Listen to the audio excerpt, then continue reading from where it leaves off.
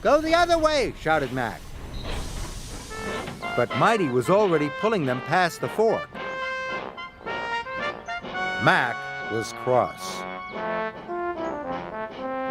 The next time they came to a fork in the track, Mac wanted to go the other way again.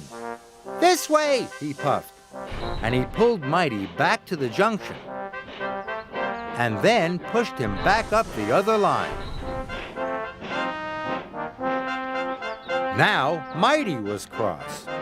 They puffed through the mountains, and whenever they came across a junction, Mighty would push one way, then Mac would pull the other. The vacationers were having a very bumpy ride. They spilt their drinks and their donuts went flying. But Mighty Mac pressed on.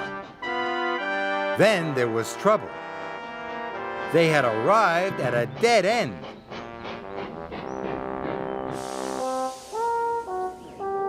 The vacationers took a look around. "This isn't the campground," said one of them. "It's not even a nice place for a picnic," said another. "This is your fault," puffed Mighty, and he pushed back towards Mac. "Yours," huffed Mac, and he pushed back even harder.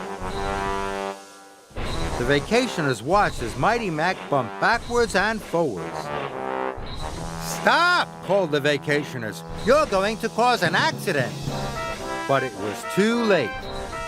Mighty pushed Mac as hard as he could, and the coach crashed into the rocks. First, one rock fell, then another rock. Soon, lots of rocks came tumbling down. The track was blocked, and they were all stuck. "We'll never get to the campground now," moaned the vacationers. And it was all Mighty Mac's fault. They felt terrible. It was getting late. The vacationers were working hard. They were trying to get the coach back onto the rails. Then, with a mighty heave, the vacationers lifted the coach back onto the track. Mighty Mac was watching them. "When the vacationers work together," hooted Mighty. "They lifted the heavy carriage onto the track," tooted Mac. Then they had an idea. "If we both work together," puffed Mighty, "we'll be strong enough to push those rocks out of the way," huffed Mac. So Mighty Mac rolled up to the rocks and pushed and pushed. The rocks rumbled, and then they rocked until finally the track was clear. The vacationers cheered. Mighty Mac was ready to go.